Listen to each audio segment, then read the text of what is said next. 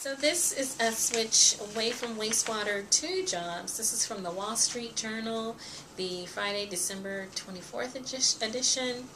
According to them, there's a title here, Job Offers Rising as Economy Warms Up, which is nice. We like that. Let's see what it says here. As the economy gradually recovers, some big U.S. companies are cranking up their recruiting and advertising thousands of job openings, ranging from retail clerks and nurses to bank tellers and experts in cloud computing. Most of the new jobs are in retailing, accounting, consulting, healthcare, telecommunications, and defense-related industries, according to the data. And that farming, manufacturing, and other types of jobs involving construction tend to be underrepresented in the online postings, and then mathematical jobs are overrepresented in those postings. So it's pretty interesting, pretty relevant. However, there's also another issue concerning that I wanted to cover in that, and that's Consumers Lift Economy. That's the same issue, the Wall Street Journal. Okay. So the U.S. economy gathered steam heading into the end of the year, with consumers lifting spending as businesses have become more willing to hire, which we just read about. Consumer spending rose 0.4% in November from October. Consumer spending in October, earlier reported to have risen 0.5%, was revised to show a stronger 0.7% gain. And it might be that our economy is recovering to the point that consumers are spending, which the large corporations have demanded as a means to create more jobs.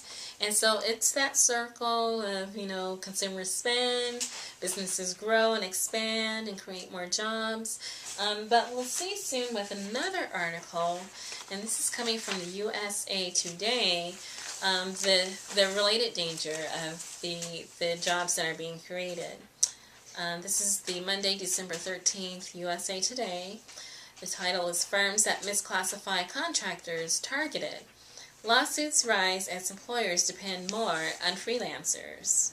And so state and federal authorities, as well as workers themselves, are increasing their crackdowns this year on companies that misclassify employees as independent contractors. And so we did hear about a lot more hiring, but we have to also consider the type of jobs that are being created. Are they temporary jobs? Are they contract jobs?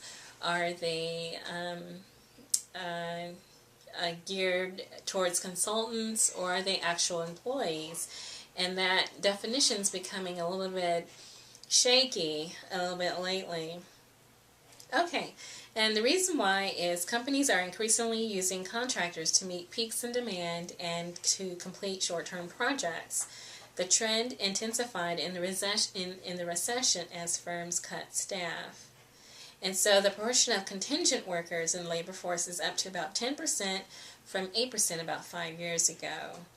And using these contingent workers cuts labor costs about 30%, which is why they're actually classifying the jobs those ways.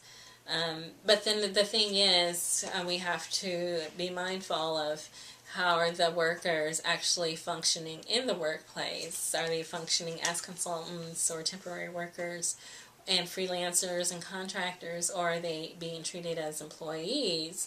And so that's where the mix-up's happening. So it's all about the jobs, as it has been lately this entire year.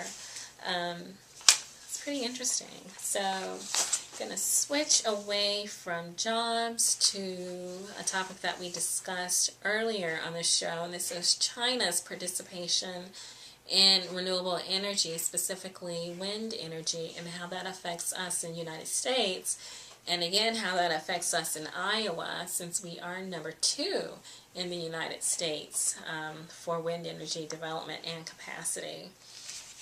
Alright, so this article comes from the New York Times. It's the Friday, December 24th New York Times, China and Intellectual Property. Okay. This type of intellectual property theft is increasingly common according to American companies operating in China. In fact, they say it is tacitly supported by Beijing and includes forcing foreigners to disclose their technology in order to gain contracts. China's new anti-monopoly laws would allow compulsory licensing of foreign technology in some cases and require foreign companies that wanted to merge with or buy a Chinese company to transfer technology to China. Several foreign companies have found themselves competing against Chinese firms using a slight variation of foreign technology. China's attempt to move up the tech ladder is natural. Many countries in history have pursued technological progress by first trying to piggyback on foreign inventions, tweaking and improving before blazing their own trails. Still, intellectual property misappropriation cannot be a government policy goal, especially in a country the size of China, which can flood world markets with ill-begotten high-tech products. That's from the opinion section of the New York Times. And they also list high-speed rail, and then also Germany's Siemens Corporation as a type of technology that's come into question with China's particular type of participation. All right, so the New York Times goes on in the same edition, this time in the Business Day section, to comment on China's participation in the world market. This article is called Sitting Out the China Trade Battles, and there is a picture of a truck called Gamesa, and so that's the Spanish wind energy company, and this article does concern wind, which is what an article I read a couple of episodes ago talked about as well. Like other multinationals, GE acquiesced a few years ago to the Chinese government's demand that it build a large wind turbine factory in China, only to then watch its market share plummet as China's state-owned power company steered contracts to their homegrown wind turbine manufacturers. And now GE faces growing competition from those Chinese upstarts in its home market, the United States, even as a crucial GE wind turbine patent is about to expire. But with so much to potentially gain from the administration's WTO case, what was GE's reaction? Total silence. The company said it would have no comment on the matter. GE's silence is a part of a broader Western corporate reluctance to criticize Chinese policies, particularly in public. So eager are multinationals for continued access to the world's fastest growing market that they are loath to cry foul, even amid evidence that China may be flouting international trade laws.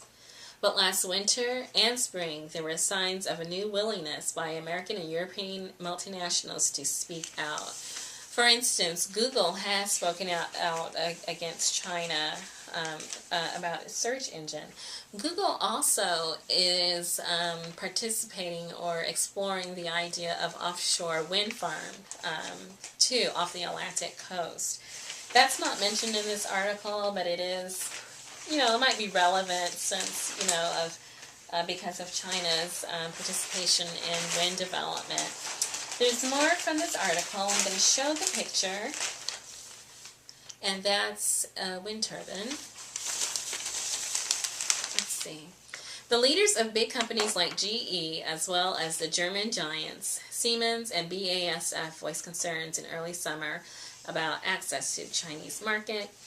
China's solid rebound from the global economic downturn compared with the continued malaise in the West has made the Chinese economy look like a much better place for Western companies to pursue near-term opportunities instead of fighting drawn-out trade and regulatory battles. And so, again, policy. It always comes down to policy with any new technology, specifically with renewable energy.